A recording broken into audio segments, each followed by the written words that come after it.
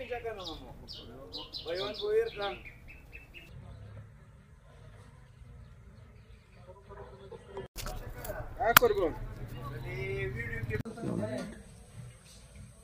الله الرحمن الرحیم. زه نن سبا سمنډۍ ته راغلم. دا ګوډې مو خولي کولو. دې کې نیم پنینګې ګوډې نه زیات لکه 300 کې 200 ګوډې خراب په کې وای حساب کې هغه صحیح وو.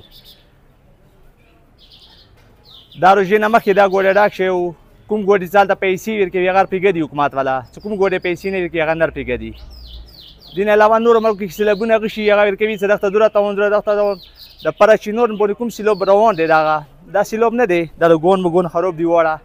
دا تاون به چوپ ورکوي. حکومت دغه نشي کوی همدو څه دغو خلکو سره تومنونه یې وشول، خلکو ګوډې وسوله، خلکو لوی لوی ګوډې ټیلې میلې یې وسولې او هغه تومنه به چوک لنډوي. نو بس دا ولونه دي وروره ګوډې کې ایکي وایسه ګوډې کې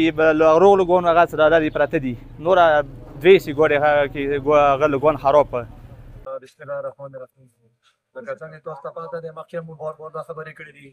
لکه دا لګون تاسو کسې دا 15-20 میاشتې مخکې مو ګوډې ودرېږي. د حکومت نه مو مطالبه کوو د خپل قومي مشرانو نه بار مو ته زموږ صاحب ګوډې د لیسټو کې یو کنوایي کې مخکې کوئ ودراوی ما څه صورت کې اوس ودروي که څه دا نقصان ماره کوم ماره دا ټول باندې د پچو پرو دی و پرو دی مو باندې چې اوس خپل خراب شي دا به اوس باندې اندام مول نور چې عوام ته باندې سوري وځي. نو برای مهرباني مو دا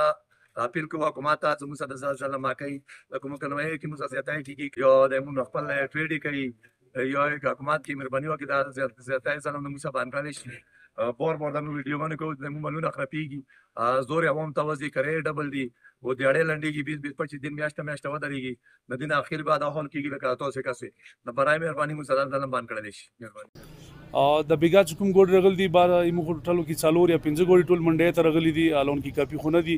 خداغه ګوډ دي زدو درو میاشتو نه ویلور دي او ټوټل ډیمیج شوی دي په کور دې سموتا کنوي کوي د ورځې مخې مو خبري ګرمي دي سمو دوه ورځو کې ګوډ تیرو صبح راوځي او مو سره سر ظلم دی کوي غلطه بنوي ظلم دی ټول ملوي مو خراب شي دي او مخې روزګار نه مو تیر کړل شو. دا کوم سامان راغله دی کې 0% صحیح دی 0% کم از کم 50% نه تو نه مقصدان منډه 50% نه زیات مول ډیمیج شوی دی او چې کوم ویلور دی قریبا هغه دینه بتار دی که صبح وزټ وکي نو دینه مو بتار ته مول ملوي خبر نه ملوي. ډیمونډ خو مداله ورو چې په کور دی اوپن روډ د خلو شي د سرکور ځمېداري دی چوک روډ کې حلال چي په کور دی غوي ته کړي سزا ملو شي هم ته روډ اوپن خلو چي دی مو پاکستاني و د پاکستاني قانون منو دوی ته په کور دی خپل قانون وچلول کی ټولو ته ریلیف ملو کی روډ د خلو شي اوپن